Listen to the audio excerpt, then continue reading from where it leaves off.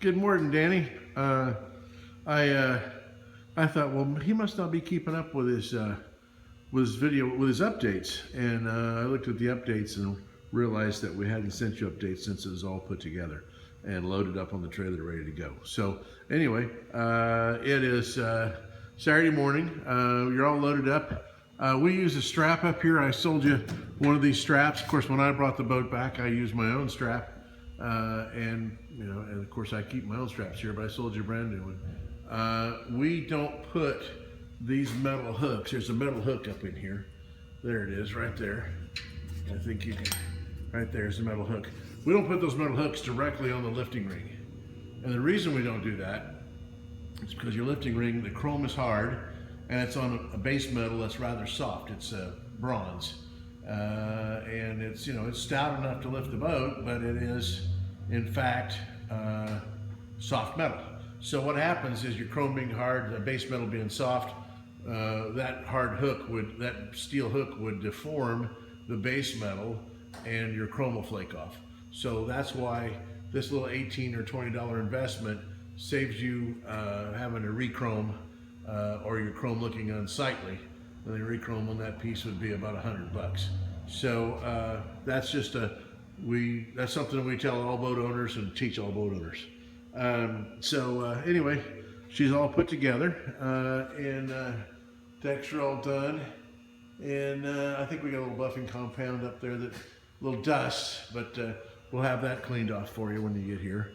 And you'll have road dust to take off, to clean off when you get home. So you can see the plank seams are very smooth. They're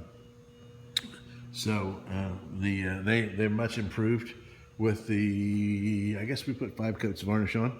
And I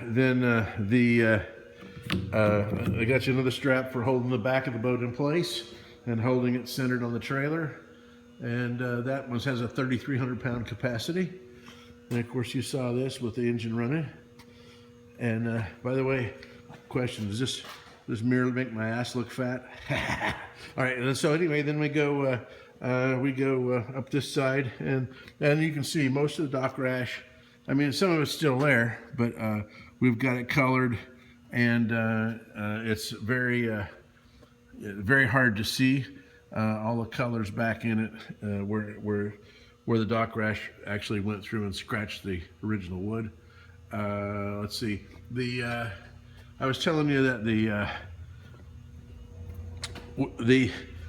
there's an outer sheath on the cable that goes to the spotlight, and that outer sheath was not fully put into the clamp before. When we put the outer sheath fully in the clamp, you can see that this knob sticks out a little farther when you're in the down position than it probably did before.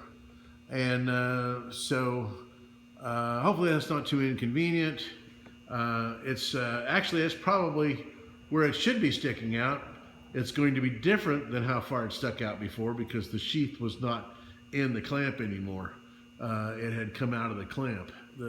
Those screws were snug, but I don't believe that the sheath was maybe far enough up in the clamp, and that was one of the reasons it failed.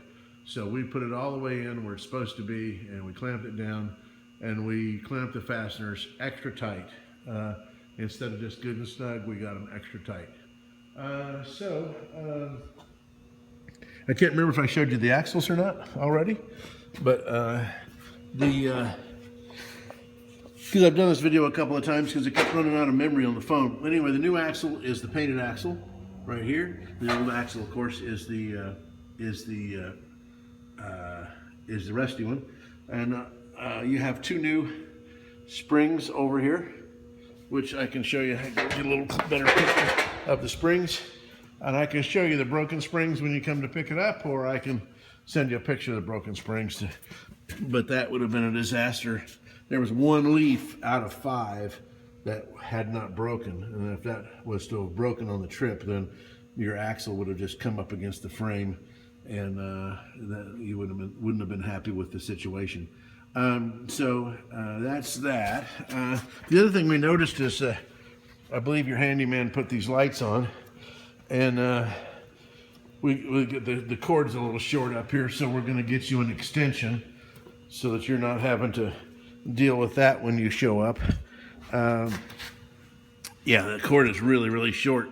It's that far away from getting to your truck, so we'll do an extension for that, and that won't be an issue. And I don't know if I already mentioned this or not. Like I said, I've done this video several times and kept running out of memory. I hauled this with my Suburban to put some fuel in it, and I thought it felt a little squirrely. And you got about as much weight back here in the boat and trailer as a Suburban weighs. They got to be close. And there's no brakes on the trailer. The brakes have been removed long, long ago. That actuator doesn't work, and it doesn't, no more often than you use the trailer, it doesn't really make sense to make that repair. What I'm getting at is, you may want me to haul it anyway, just because my truck weighs 9,000 pounds and this thing won't overcome or push my truck. If I want to stop, we're going to stop. I don't think your Suburban or anything like that would have any trouble hauling it. The stopping is the issue. You have some money because you were paying in advance. I'm gonna have to write you a check for a difference, and the difference is more than enough for me to just go ahead and haul it if you're okay with how much you've spent right now. You may just want to do that for safety's sake. So, and I've got no problem if you don't. If you want to haul it yourself, I've got no problem with that either. We're busier than a cat in a litter box with all the work we've got. So if you want to haul it, that's wonderful. I just wanted to caution you a little bit. I bring something good and heavy, maybe heavier than a Suburban. All right, that's the program, and we'll see you. We'll see you one way or the other. We'll either see you down there when I bring it down, or we'll see you up here when you come to get it. Talk to you later, Danny. Oops. Talk to you later, Danny.